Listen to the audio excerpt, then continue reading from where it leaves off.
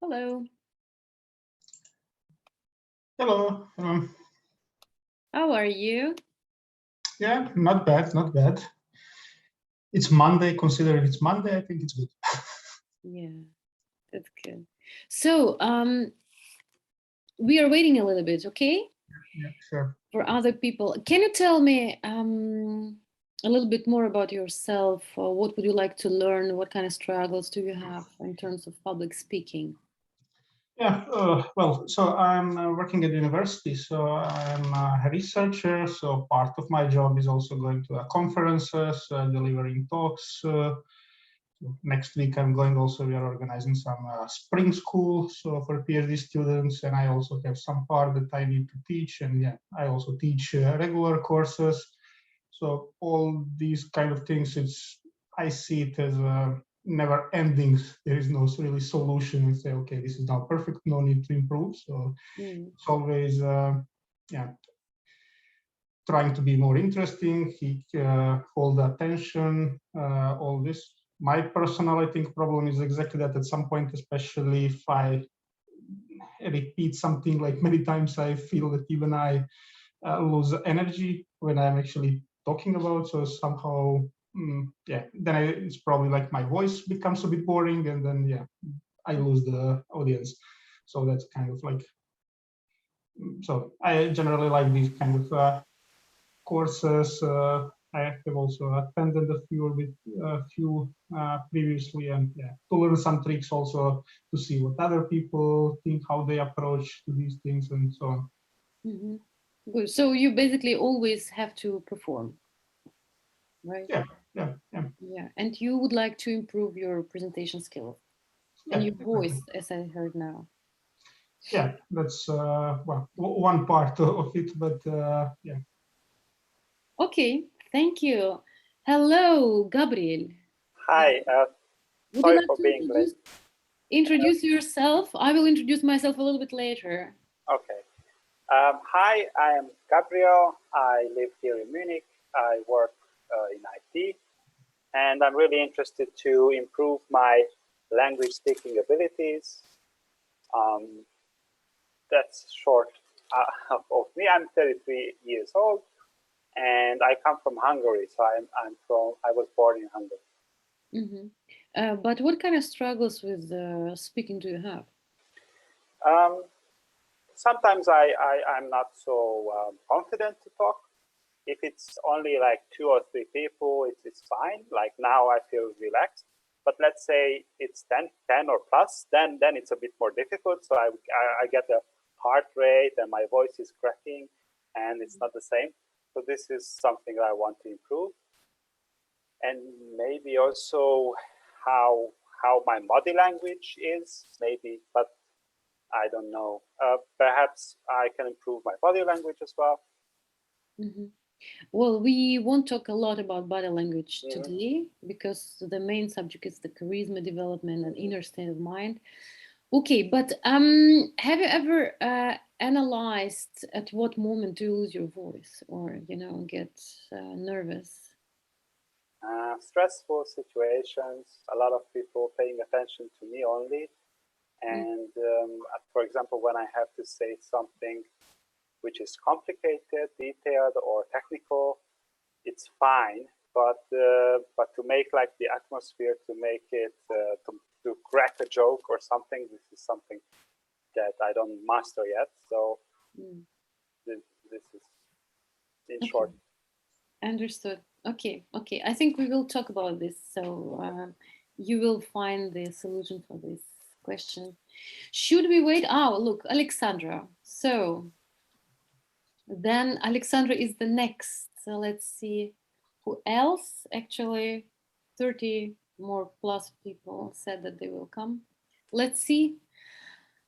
We have only 1.5 hours. So I have a lot to tell and to share with you. Alexandra, if you can hear me, we are waiting and have the introduction round. Would you like to introduce yourself?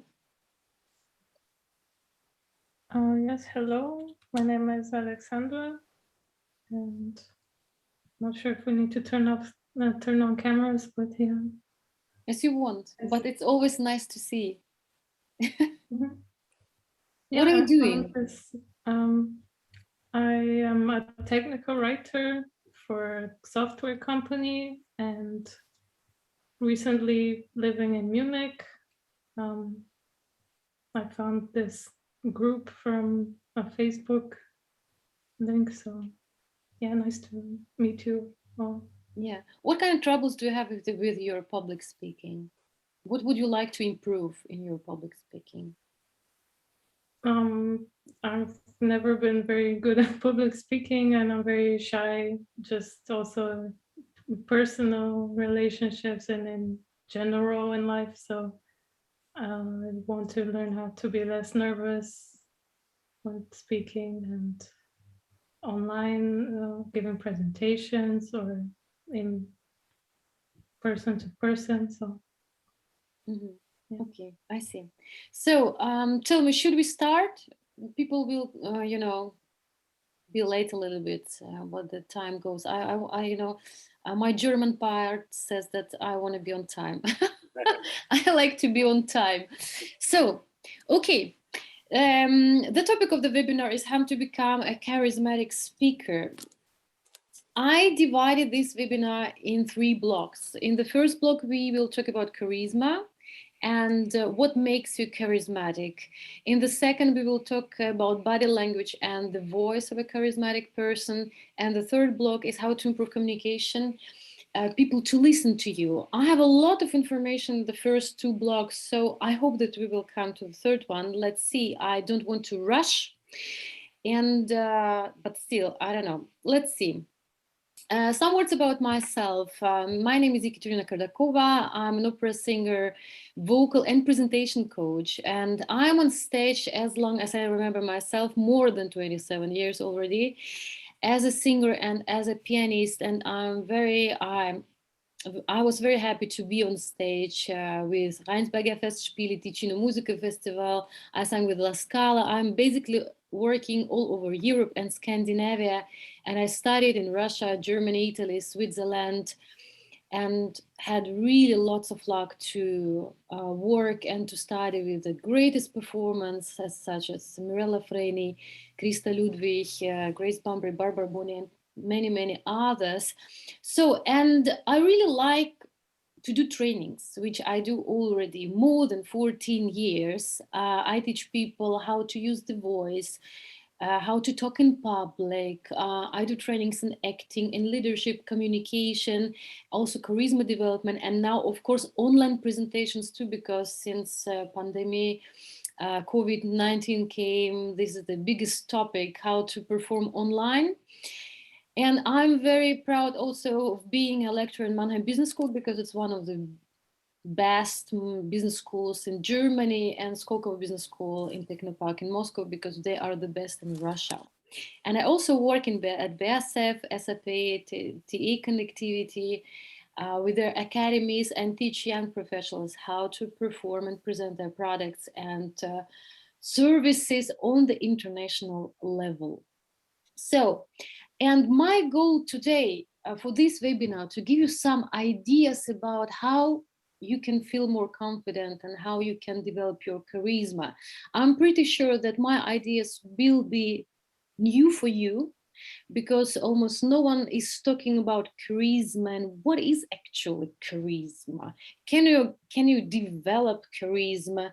Or you, mostly people, have this stereotype that you have to be born charismatic, but actually charisma is a pure skill which you can develop step by step, and some steps I will show you today. But firstly, I would like to know, could you write in the chat, what is charisma for you? How do you understand that this is person charismatic and this is less charismatic? What is charisma for you? Could you write in the chat, please? Confidence. What else?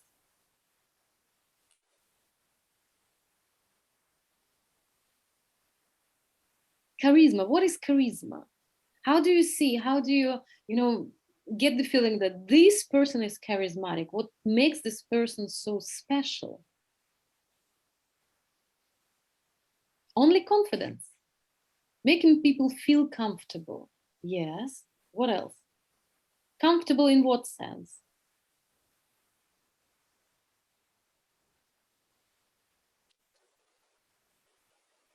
So what is charisma? It's like, can I say? Yeah, please. For me, it's like someone who can take the stage. So he is comfortable, and they can make people feel comfortable. This is, I agree. And they can just go on the stage and immediately talk. And it seems so natural for them, but probably they learned it. You But might... Yeah, for me, this is a charismatic person. You might say that this is a specific energy which you feel. And this is the thing, is that I call, in my opinion, charisma is the inner state of mind. Because this inner state of mind produces a specific energy. And this energy we as an audience or listeners feel, and we call it charisma. Yeah, charisma is the inner state of mind. But the thing is that mostly people think, I always, very often have discussions with my students. They always say like, oh, for example, let's take the IT people. They always say like, it's so boring to tell about numbers or to tell about softwares. I mean, no one is listening, and I'm always checking how my colleagues react. Do they like what I say, or they don't like what they say? And it makes me so nervous, and it makes me feel so uncomfortable. And I always say, the thing is that if you are a speaker or if you are a presenter, you are the motor of the whole process, which means your audience always mirroring your inner state of mind. So if I am on stage and in front of me, I don't know, 10,000 people, 20,000 people, I have to keep their attention. How do I do it? I put myself in a particular state of mind and my audience mirroring it. And in neuroscience, it's called also mirroring neurons. So we will talk about it a little bit about neuroscience today. So if you in yourself, inside yourself, feel not comfortable or not confident enough or nervous, your audience feels it. And your audience blocks it because people who are listening to you don't want to feel this nervousness. They don't want to feel not confident. That's where your job is to generate in yourself particular inner state of mind. And in my research, I've been thinking a lot about what makes, in my opinion, what makes people charismatic, and what are the special things which helps us to generate this momentum. Yeah, this inner state of mind, I call it momentum. Momentum when all these three things are in the same moment. What makes you charismatic? Firstly, self-control, which means the ability to understand who you are, how you feel, where you want to be. Self-control.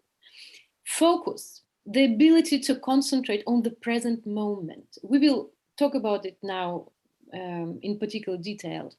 And the vision, having clear goals and wishes from every your presentation. And every time when I ask my students, okay, you're doing a presentation, let's say you are teaching your students and you're giving them new ideas or a lot of information. What is your benefit? How do you benefit from giving this information? And people say like, I don't know, I've never thought about this. Exactly. And this is why you cannot get this momentum. You cannot get yourself in this charismatic inner state of mind because you don't have idea why do you do this. This is very important because this is how you program your brain to get into this momentum. And also very important thing, when you cannot, if you don't have one of these 3 points at the same time, and in the same moment, as I call it momentum. If you don't have one of them, you cannot lead yourself. You cannot, express, you cannot generate this energy, which we call charisma. And if you cannot generate charisma, if you cannot lead your own thoughts, and you cannot have these three things at the same time, then you cannot lead the people. You cannot generate this energy. And this is very important idea. If you cannot lead yourself and your thoughts and your inner state of mind, you cannot lead other people, because your audience mirroring your inner state of mind. So before we talk about all these 3 points detailed, I want to tell you about a little bit neuroscience, prefrontal cortex. This is yellow part of brain. This is where you generate this momentum, this is where you generate or improve your self-control, improve your focus and vision. Prefrontal cortex, the most important part of the brain for us. And here I wrote down 9 functions of prefrontal cortex. There are much more, of course, but for public speaking, these 9 points are the most important. So, like empathy, insight, flexibility, emotional regulation, body regulation, morality, intuition, communication, fear modulation. Everything happens here in your prefrontal cortex. And there are a lot of very interesting books about how to develop this part of your brain to be more confident, to have more energy, to remember better, to feel better, and much more. So what is self-control? Self-control meaning not putting yourself in a box and control your thoughts, or allowing yourself to do everything. Self-control is a specific also function of your brain, of prefrontal cortex, which means that you understand yourself very good and you know who you are. Self-control means having developed emotional intelligence, meaning understanding your own feelings and being able to express them in a correct way. Self-control means ability to live now, not in the past, with repetitive negative emotions. And this is exactly why this lack of confidence comes from. People who cannot leave the past in the past are always getting nervous in front of the people, because all the past situation and memories come at the same time, and you're getting so, as you said, heart attacks, almost panic attacks, comes from also from self-control. Self-control means taking responsibility for yourself and your own state of mind, not being, expecting that someone will come and change yourself. This is your job to do that. Self-control means to have the ability to lead your thoughts and to change your mindset and your beliefs. We will talk about this a lot today. And of course, self-control means that you want to grow and you want to come from the comfort zone, because this, when you are not growing, your brain is not changing, you are getting stuck in your past. And if you want to be charismatic, this is the process for, first of all, for your brain continuously developing and continuously learning and continuously going out of your comfort zone. But if you're here, which means for me that you're already willing to grow, and this is a very good thing for me. Have you ever heard about marshmallow test? This is a very famous test which was made in 1968. And marshmallow test is also about self-control. The psychologists, the scientists wanted to discover what makes people succeed. It's all about success. What kind of people, succeed? And they have this long-term research with kids. They put kids in a room and gave them a marshmallow and said, if you wait a little bit and don't eat this marshmallow, then I will give you the second one. And they, you also can check it on YouTube. There are a lot of marshmallow tests from that time, but you can see the original tests. Some kids ate immediately the marshmallow, so they didn't get the second one. Some kids, they were so much struggling with, self-control, and they were 3, 4, 5 years old, very, very little kids. They were struggling. They're trying to, they were talking with themselves. They were singing. They were playing with this marshmallow, trying to figure out for how long or when will they get the second one. When the results are fantastic, and why this test is so famous, got so famous, because this test got us people realize that actually when we have self-control, then we succeed much more. When we can understand ourselves, when we can control in terms of leading our thoughts and emotion in the right way, when we can be patient and much more, then people succeed. So the kids who were waiting for the second marshmallow 30 years later got very good jobs, very good salaries. They were much more confident and succeeded much more than the kids who didn't wait for the second marshmallow. So self-control is very, very important. But actually, why do so few people have good self-control? What stops you from better self-control? There are also 3 very important directions why you cannot, or you do. Education, first of all. This is the education your parents, caregivers, schooling, or other people around you when you were a little child. And of course, if we are talking about marshmallow tests, it's very important. And also, what was very clear showed that the kids who were waiting for the second marshmallow had parents who were very warm-hearted and very patient. So they really could explain to this little kid why they should wait. Yeah, but unfortunately, not everyone has so much luck with parents, and many parents are always working and always stressed, and they don't have enough time for their kids to patiently explain how everything works. But this is very important. The second thing is the mindset.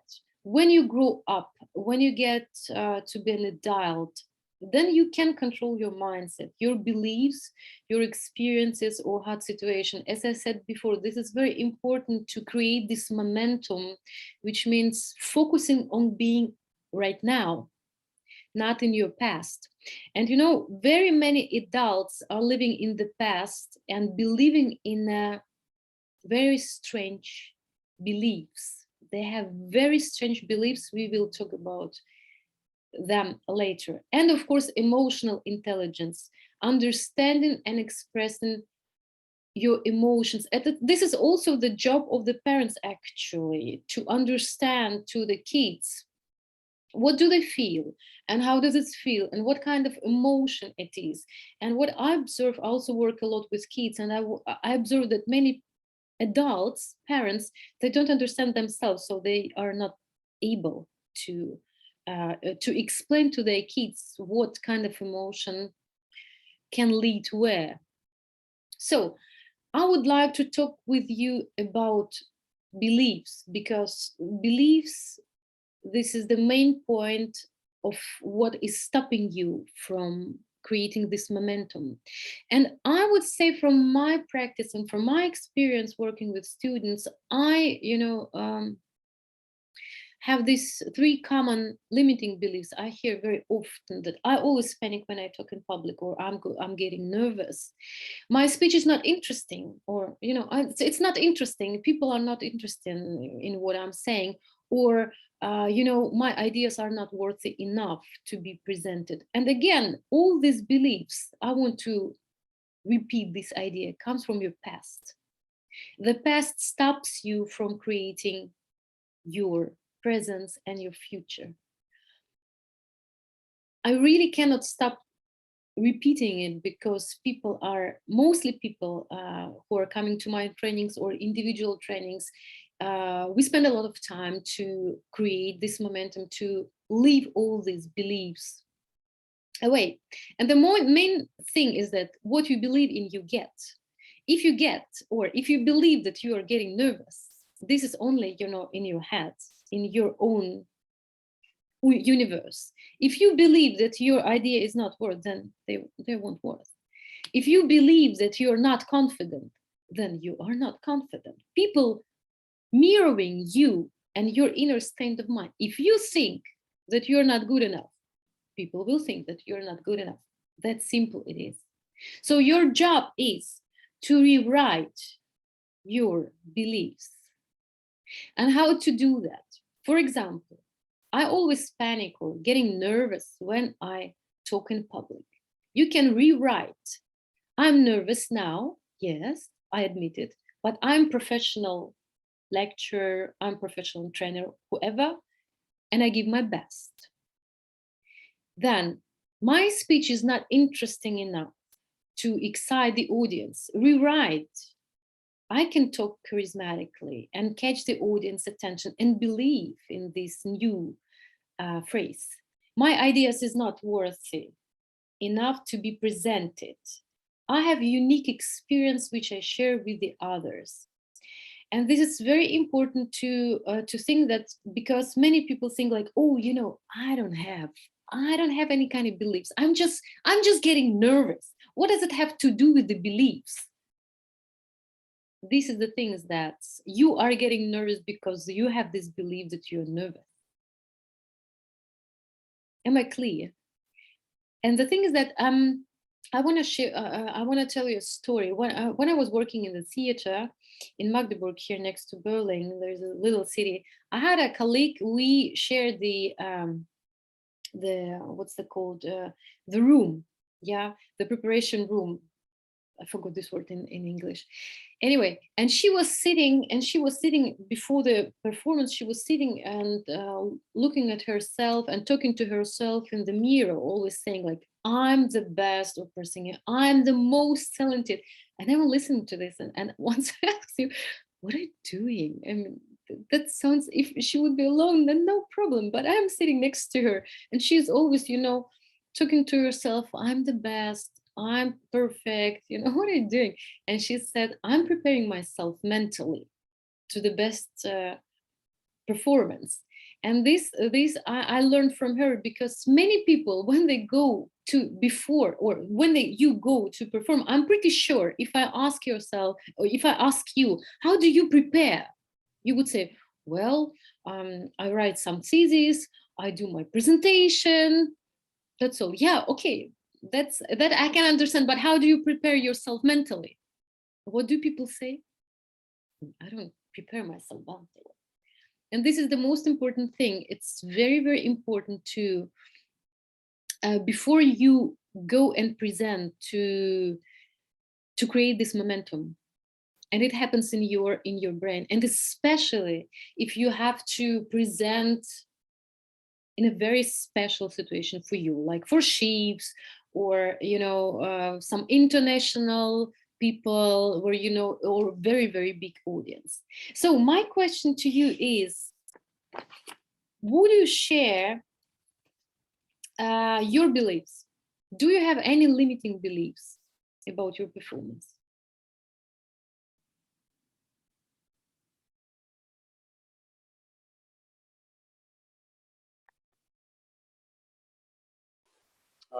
I can say my topic is not so interesting. I had the same sometimes. So I have this belief. Okay, but why? Why do you do this then?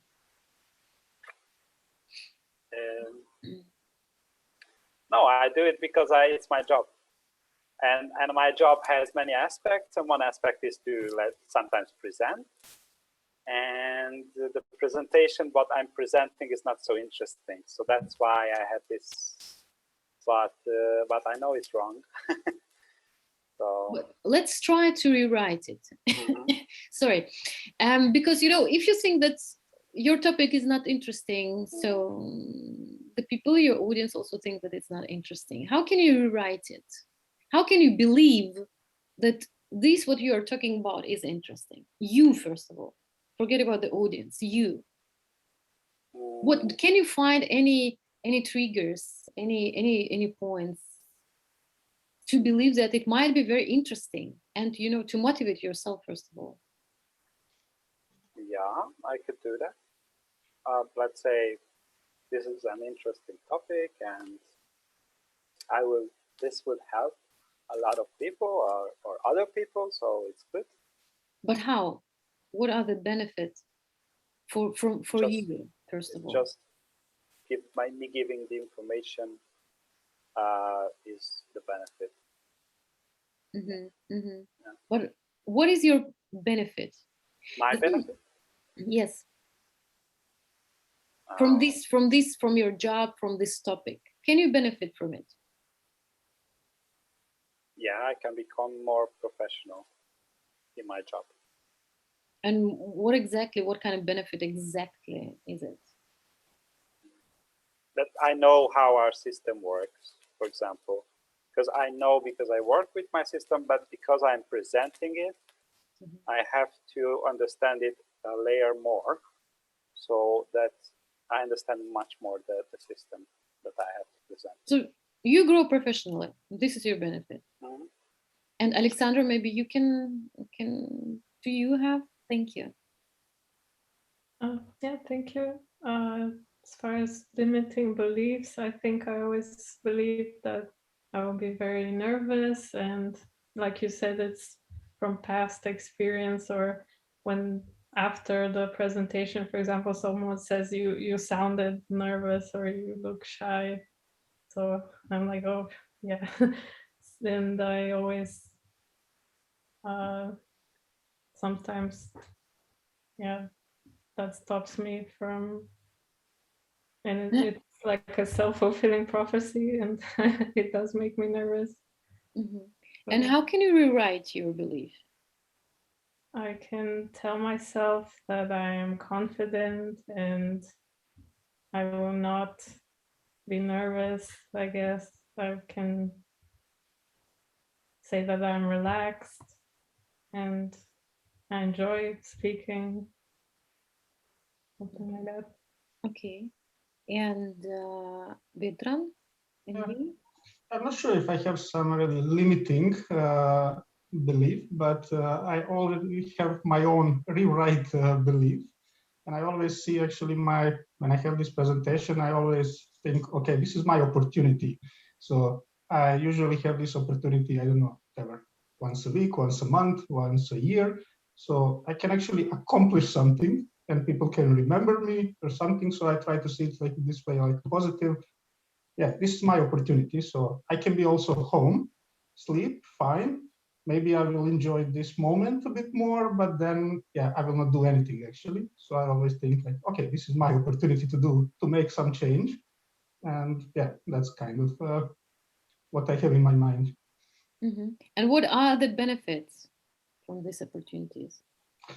I mean, yeah, well, this all, of course, depends on the event and what I'm actually really presenting and what I want to do. But yeah, in general, in my field, it's very important that actually people are aware what you are doing, so that you actually spread your idea and that others know. Actually, at least it's not necessarily that you have to be like super smart guy, but I always think it's important that other people remember what I'm doing. So if there is some kind of future opportunity for collaboration, for something like that, if I perform this well, they will somehow remember it.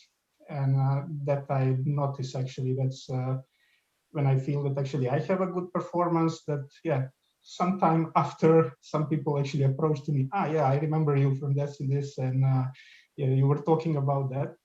And I don't see very strong correlation if this, what I was actually delivering at a talk, was really something brilliant, or yeah, it was not that brilliant, but still it was something that they remembered, that they were yeah, somehow they identified that resonated with them, and that's actually enough. So okay, there is a very good technique about the beliefs and about where these beliefs come from. The thing is that our mind, our brain, is our subconscious mind. Yeah, we have conscious mind. The conscious mind says, I want to do this presentation very good. And there is a subconscious mind, which is brain, your brain, which says, I don't want to do that. I don't want to go out from the comfort zone.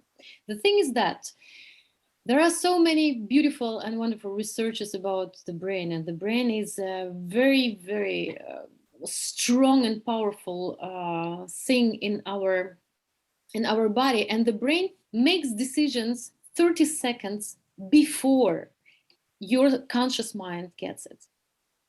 30 seconds before, which means your brain says, I don't want to do that. I don't want to talk in public, and your brain, sends signals to your psychic, and psychic blocks you with nervousness, because nervousness, this is a very natural blockage from the psychic, because of the brain. The brain says, I don't want to go out from the comfort zone, because originally the brain is very, very lazy, and the brain doesn't want to learn. The brain wants to do nothing. But better to do nothing and just make you nervous and make you believe in your limiting beliefs to don't get out of the comfort zone. If you want to change, and if you want to, I would say, if you want, get along with your brain, which means with your subconscious mind, you have to explain to yourself, meaning to your brain, what are your benefits? What is your profit? And when this is the thing, you program your brain explaining to it what are your real deep subconscious profits from every public speaking, or from every speaking in public, from every important, if you are getting, for example, you want to talk with your chief about getting higher salary. And I know that for most men, it's very, uncomfortable situation to come to a chef and say, I want better, higher salary. What to do? You have to explain to your brain what is your deep profits from them. And this what really helps you a lot. There is a technique, maybe you've heard, which is called free writing. Have you ever heard about free writing? No, which means you take a paper and a pen and write everything what you put there. Also, you put a timer for 40 minutes, more than 35 minutes, because 35 minutes, our brain is getting into this, gamma waves, which is called, in this momentum. It takes 35 minutes, and then subconscious mind, your brain gives you the answers. What could be the profits for yourself having this kind of presentation, or having from this presentation? Do you understand what I mean now? Did you understand this idea? If you're getting nervous, if you have chaotic thoughts, if your voice is trembling, it means that your brain and your subconscious mind blocks you from success. If you want to avoid this kind of situation before your presentation, you have to get along with your own subconscious mind, meaning with your brain. And this is how you also rewrite your beliefs. And you have to, my advice to you before presentation, if you're getting nervous and you know that you want to have this presentation very good, always put these new phrases somewhere else where you can find them. Yeah, anyway, I always say, put it on the toilet. So every time you're on the toilet, you see, I'm such a good performer. I am confident. And never write, Alexandra, never write this rephrasing with not, because your subconscious mind, your brain doesn't understand not. If you say, I won't be confident. Yeah, it understands I'm confident, because the brain doesn't understand not generally. So try to choose words saying, now I am confident, to, get a clear message to your brain. Okay? So this is about the beliefs. The second thing is the focus. Again, for programming your brain, you need to have very good focus. Focus on your end goals, focus on your benefits, and focus on the information you give while performing. Why is it so important? Because, as I said, when your subconscious mind doesn't understand your real benefits and profits for yourself, it blocks you with many different things, with panic attacks, with beliefs, with whatever. So, and you cannot create this momentum for, charismatic performance. That's why it's very important to develop your focus and focus on the right things. And the third thing is the vision. When I ask, and I can ask you, what kind of vision do you have when you go and perform?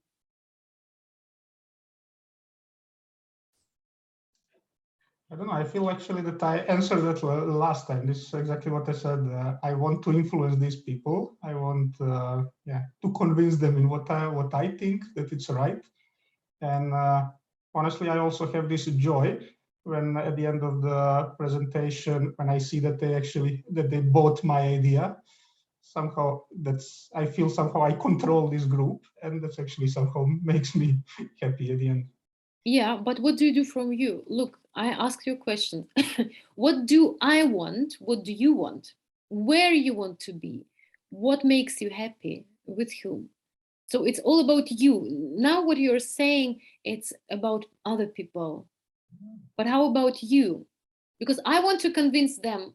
For your brain doesn't matter what other people think. Your brain can only think what is good for me. What is, because we are Okay, built like this. fair. Well, I see that as a tool. That's how I become important. So that's probably feeding my ego at the end. If I'm managing to do these things, then I will be more successful. I will be more recognized in the field. I will be more seen as an expert. And that, of course, later brings me all other opportunities. Which ones? Jobs, better salary, better connections, better new projects, everything. So my field is probably a bit specific, but these things really matter. This is somehow like a ranking where you are on the ladder. It's according to these things. So. Mm-hmm. Okay. Do other people want to share your vision? Gabriel, Alexandra? Do you have any vision? Yeah. What do I want? I want to be happy. And what makes you happy? Yeah, what makes you happy? Happiness in this case, in how it relates to public speaking, is I want to feel comfortable while talking. I want them to be feeling comfortable, so I want to radiate this confidence. Where I want to be more accepted, perhaps, and not just the job, even within family and my girlfriend. When I talk to her, I want her to be more accepting of me. And what makes me happy? Lots of things. The thing is that everything what you're talking right now are the goals, not the vision. Okay. The vision. Mm-hmm. And this vision is supposed to be projecting these goals, or? No, I will explain it right now. Why do you need a vision? Okay. Okay, Alexandra, and you? Do you have a vision? Not goals or wishes, a vision. I guess my vision, I want to be confident, like I said, and comfortable. I want to be able to learn new things, talk to more people, which will give me more opportunities for jobs and connections in general. Those are the goals. Okay. Why is it important to have a vision? Vision is Have you ever heard about this theory of life book? Do you know this method of life book? No? This is a very important thing for programming your brain. Because when your brain has the clarity about where you want to be in 25, 20, 15, 10, 5 years, you create for yourself much more opportunities and confidence. And this is very important. This is what makes charismatic people especially. This is why the charismatic people have this energy, because they are so into the vision, not the vision where I want to be now or where I want to be tomorrow, the vision where I want to be in 20 years. And then they put it in small steps, 20 years, 15, 10, 5 years.